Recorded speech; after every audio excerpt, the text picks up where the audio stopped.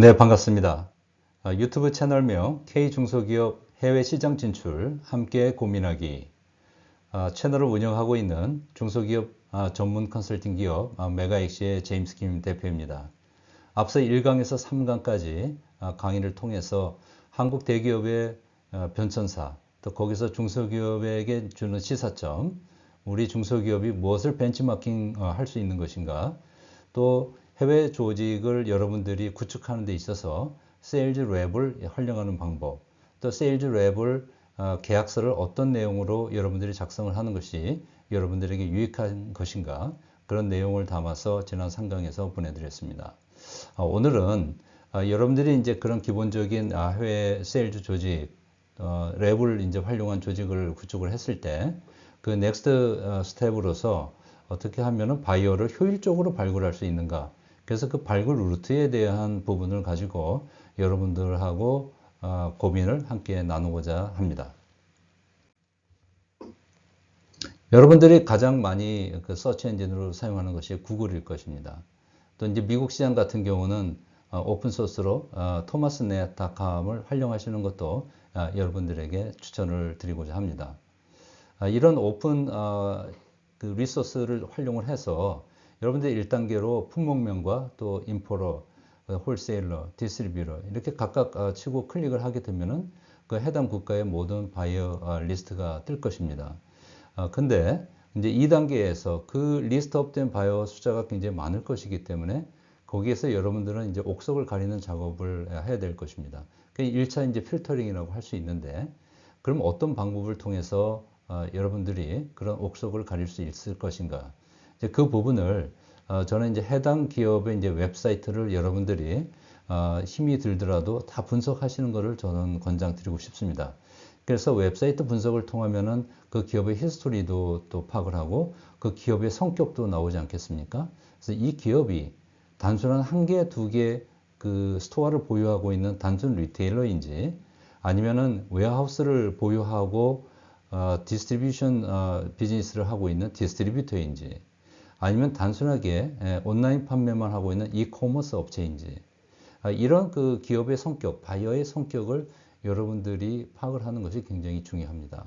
또 구글 맵 리서치를 통해서 해당 기업의 그 오피스를 또 여러분들이 확인을 하고 그래서 이 바이어에 대한 종합적인 판단을 통해서 이 바이어가 여러분들 기업의 타겟이 될 수 있는 바이어인지 그 부분도 여러분들이 1차적으로 선정을 하는 것이 굉장히 중요하다 할 수 있겠습니다.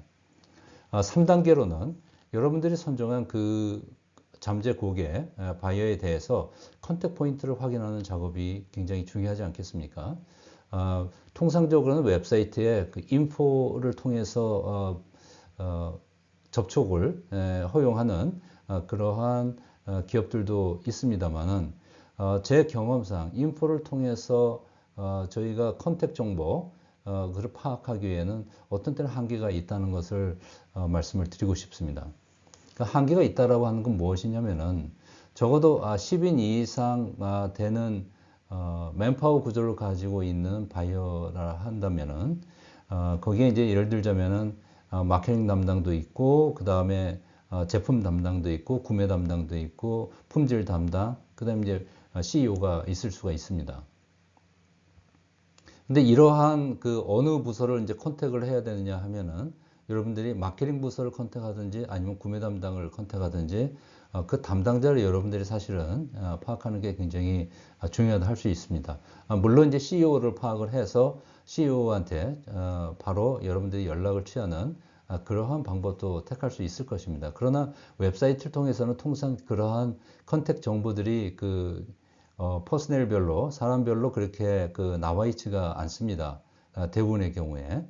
그래서 저는 여러분들에게 이제 제가 권장하는 그런 부분들은 그 웹사이트에는 이제 전화번호가 나와 있지 않겠습니까? 그래서 인포도 나와 있고. 그래서 1차적으로는 여러분들이 그 인포를 통해서, 인포 이메일을 통해서 여러분들이 간단한 기업 소개를 하면서 right contact person이 누구인지를 여러분들이 문의를 하는 그런 메일을 1차적으로 이메일을 활용할 수 있겠습니다. 통상적으로 제 경험상 그렇게 문의를 하게 되면은 한 80% 정도는 답이 없습니다. 스팸 메일이라고 생각하는 경우도 많고 또 때로는 확인은 하지만은 별로 유익한 본인들이 판단하기에 그렇게 유익한 서플라이어가 아니라는 생각을 그냥 빠른 순간적으로 내리는 그런 경우가 대부분이라고 할 수 있겠습니다. 여러분들이 매일 출근하면 받게 되는 그런 여러 이메일 속에 여러분들이 다 확인하지 못하고 넘기는 경우도 많지 않습니까? 그래서 굉장히 급한 상황이 아니면 대부분은 이그노한다, 무시한다 이렇게 보시면 되겠습니다. 그렇다 하더라도 여러분들이 지속적으로 이메일을 보내고 또 그렇게 해서 계속 리마인드를 시켜주는 그런 과정을 거치는 것은 매우 중요하다고 할 수 있습니다. 그렇게 했는데도 또 여러분들이 생각할 적에 매우 중요한 바이어인데도 그쪽에서 답을 여러분들이 받지 못했을 경우에는 저는 전화를 하라고 권장드리고 싶습니다. 이 프로세스는 제가 가장 많이 선호하고 선택하고 있는 방법입니다.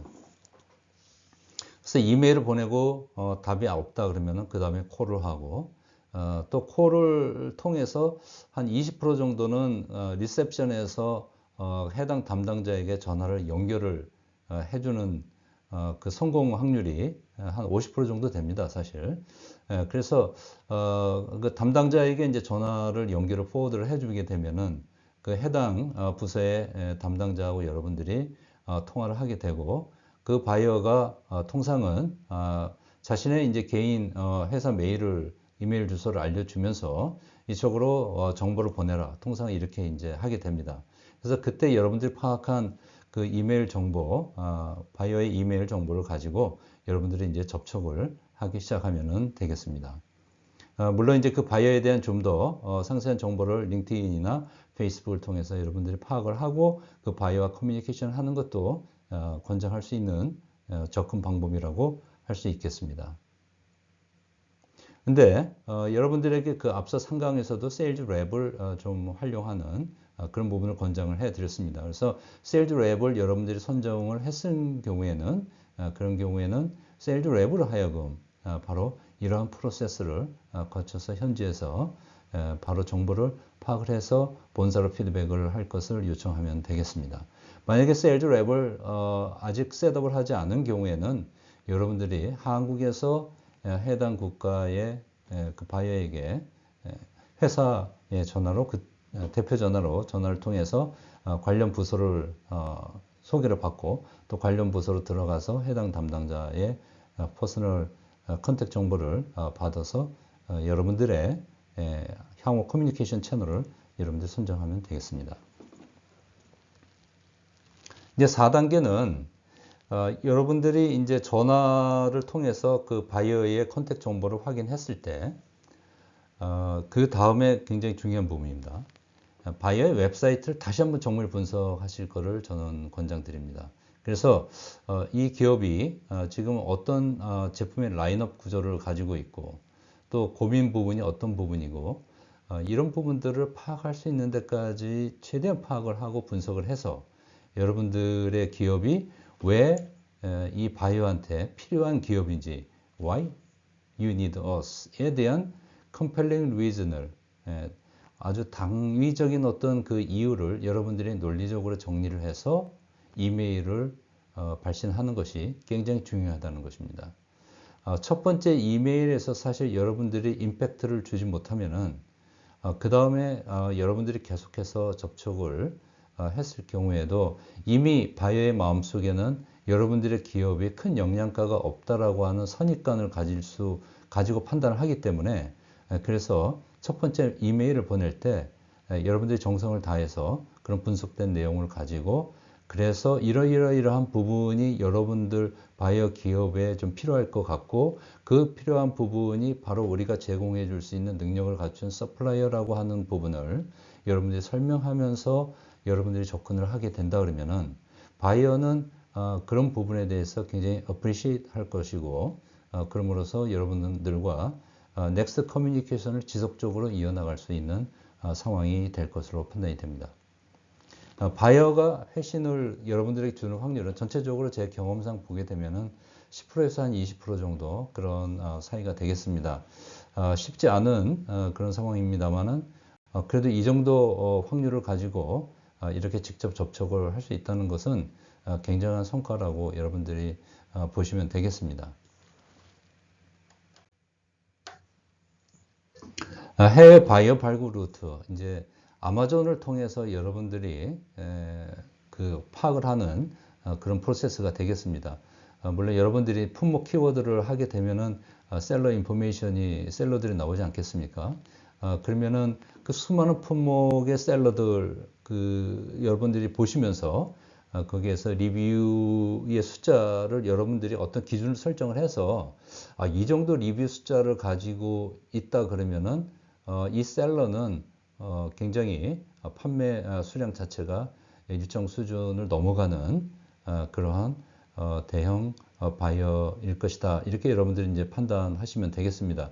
그래서 이 바이어의 이제 그 넥스트 스텝으로 똑같이 앞 단계에서 했던 구글링 했던 것처럼 그 바이어를 이제 구글링을 하셔가지고 마찬가지로 단순 온라인 셀러인지 아니면은 제조업체인지 아니면 임포런지, 홀세일러인지, 디스트리뷰터인지 이런 부분들을 필터링해서 성격을 파악을 하고 동일한 프로세스로 컨택 포인트를 여러분들이 확인하는 작업을 거치면 되겠습니다. 마찬가지로 웹사이트를 정밀 분석을 하고 또 온라인 그 아마존에서 어떤 리뷰 결과, 리뷰의 내용을 보시게 되면은 좋은 리뷰, 그 다음에 나쁜 리뷰 여러 가지 그런 부분들이 있을 것이고 또 특히 여러분들이 중심에서 보셔야 될 부분은 나쁜 리뷰입니다. 예, 리뷰가 좀 좋지 않게 커스터머들이 남긴 그런 부분들에 어떤 그 제품의 품질의 문제나 여러 가지 이런 부분이 있을 수가 있습니다. 특히 이제 프로덕트 포커스 해서 거기서 지적된 그 단점들을 여러분들이 리스트업을 하고 파악을 해서 이런 부분들에 있어서 여러분들이 서플라이어로서의 그 제품에 가지고 있는 강점 부분이 바이어가 가지고 있는 그 프로덕트의 단점 부분을 다 커버해 줄 수 있는 그런 서플라이어라고 하는 것을 이메일상에 여러분들의 내용을 담아서 여러분들이 프로포즈를 하게 된다 그러면은 여러분들이 그런 바이어로부터 리플라이를 받을 수 있는 확률은 10%에서 20% 정도 된다 이렇게 생각하시면 되겠습니다.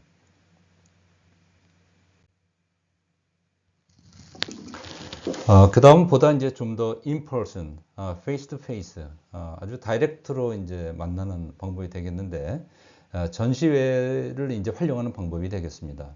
그래서 전시회를 가기 전에 여러분들이 그 전시 업체 리스트를 입수를 하실 수가 있습니다. 통상은.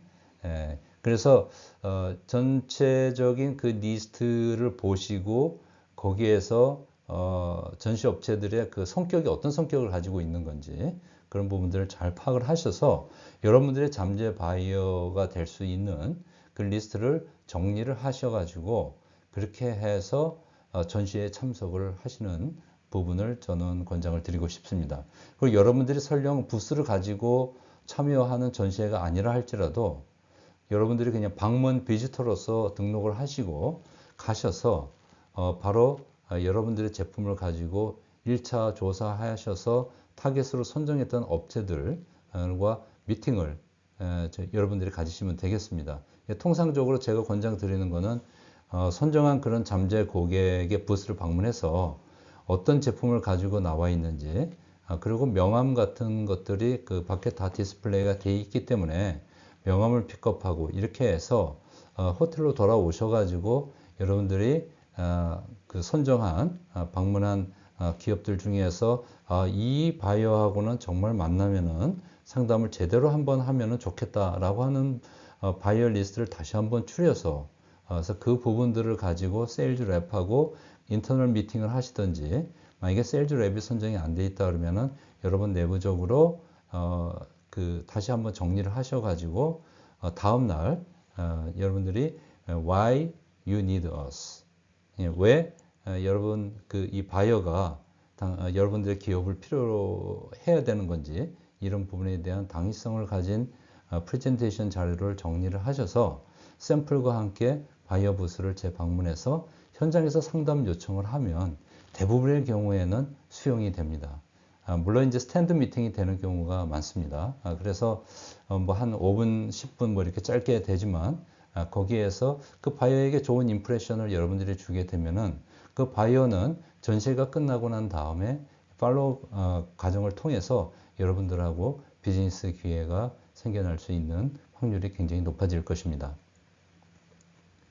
여러분들에게 또 이제 권장을 드리고 싶은 부분은 바이어하고 상담할 때 반드시 사진을 찍어서, 왜냐하면 전시회 기간 중에 여러분들이 많은 바이어를 만나시고 미팅을 하시게 되면은 사실은 시간이 지나고 나면 기억하기가 어렵습니다. 그래서 그 사진을 가지고, 또 바이어도 마찬가지로 여러분들이 그 전시회 기간 중에 만난 서플라이어 아무개라고 했을 때 기억을 하지 못하는 경우도 있습니다. 많은 서플라이어들이 방문을 해서 상담을 했을 확률이 높기 때문이죠. 그래서 제가 여러분들에게 권하는 것은 이메일을 보내실 적에, 전시회 이후에 보내실 때 그 해당 사진을 보냄으로써 그 바이어로 하여금 리마인드 시켜주는 그런 효과도 또 얻을 수도 있고, 또 인티머시도 또 높일 수 있기 때문에 여러 가지로 일석이조의 효과를 낼 수 있다, 이렇게 말씀을 드릴 수 있겠습니다. 자, 오늘은 간단하게 어떻게 하면은 바이어를 여러분들이 접촉할 수 있는 것인가, 또 어떻게 하면 바이어의 컨택 정보를 얻어낼 수 있는 것인가, 이런 부분에 대해서 여러분과 시간을 나눴습니다.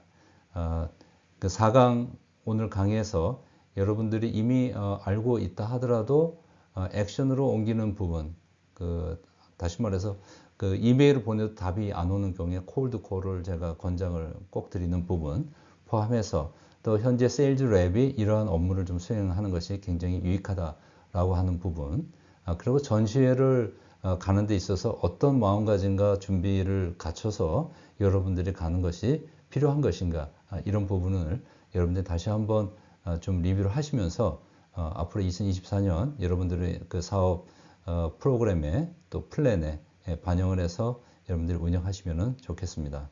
다음 강의에서는 좀 더 이 세일즈 관련해 가지고 심층적으로 좀 더 들어가는 그런 세션을 마련하도록 그렇게 하겠습니다. 여러분 오늘 귀한 시간 내주셔서 감사합니다.